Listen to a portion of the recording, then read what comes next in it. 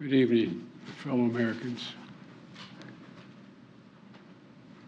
I had hoped when I became president I would not have to do this again. Another massacre, Uvalde, Texas, an elementary school. Beautiful, innocent, second, third, fourth graders. And how many scores of little children who witness what happened see their friends die as if they're on a battlefield, for God's sake. They'll live with it the rest of their lives. There's a lot we don't know yet. There's a lot we do know. The parents who will never see their child again, never have them jump in bed and cuddle with them. Parents will never be the same. To lose a child is like having a piece of your soul ripped away. There's a hollowness in your chest. You feel like you're being sucked into it and never going to be able to get out. Suffocating. It's never quite the same. It's the feeling shared by the siblings and the grandparents and the family members and the community that's left behind. Scripture says, Jill and I have talked about this in different contexts, in other contexts. The Lord is near to the brokenhearted and saves the crushed in spirit. So many crushed spirits. So tonight, I ask the nation to pray for them, give the parents and siblings the strength in the darkness they feel right now.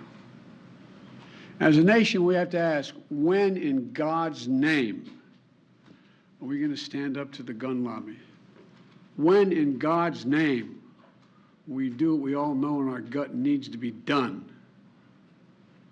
It's been 3,448 days, 10 years since I stood up at a high school in Connecticut, a grade school in Connecticut, where another gunman massacred 26 people, including 20 first graders at Sandy Hook Elementary School.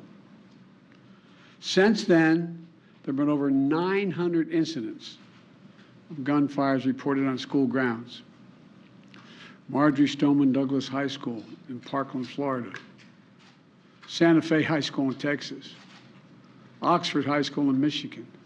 The list goes on, and the list grows when it includes mass shootings at places like movie theaters, houses of worship, as we saw just 10 days ago at a grocery store in Buffalo, New York. I am sick and tired of it. We have to act. And don't tell me we can't have an impact on this carnage. I spent my career as a senator and a vice president working to pass common sense gun laws. We can and won't prevent every tragedy, but we know they work and have positive impact. When we passed the assault weapons ban, mass shootings went down. When the law expired, mass shootings tripled. The idea that an 18-year-old kid can walk into a gun store and buy 2 assault weapons is just wrong. What in God's name do you need an assault weapon for except to kill someone? Deer aren't running through the forest with Kevlar vests on, for God's sake. It's just sick.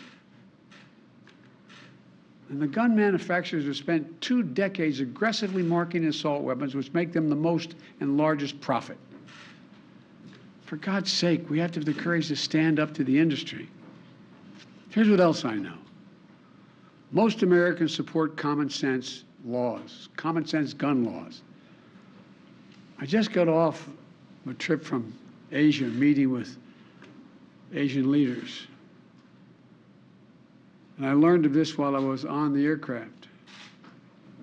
And what struck me on that 17-hour flight, what struck me was these kinds of mass shootings rarely happen anywhere else in the world.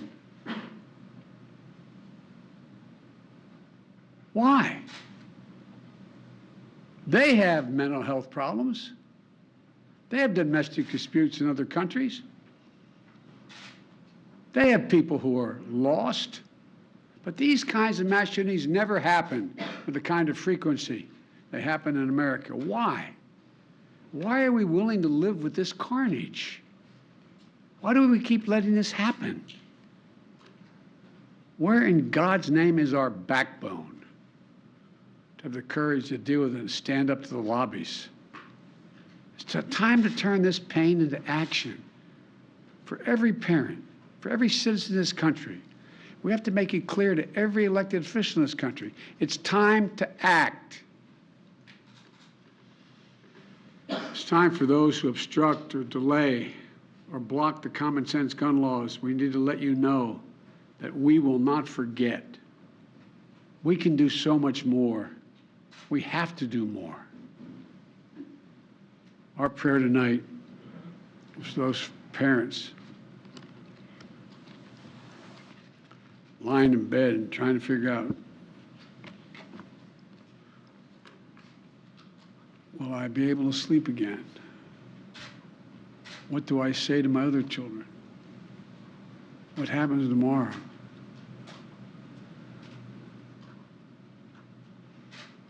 May God bless the loss of innocent life on this sad day. And may the Lord be near the brokenhearted and save those crushed in spirit, because they're going to need a lot of help and a lot of our prayers. God love you. Will you go to Texas, sir? The president saying, may God Sir, bless the will you go to loss of Texas? innocent life on this day. Gloria Borger and David Axelrod join me here in New York. David, is it what you expected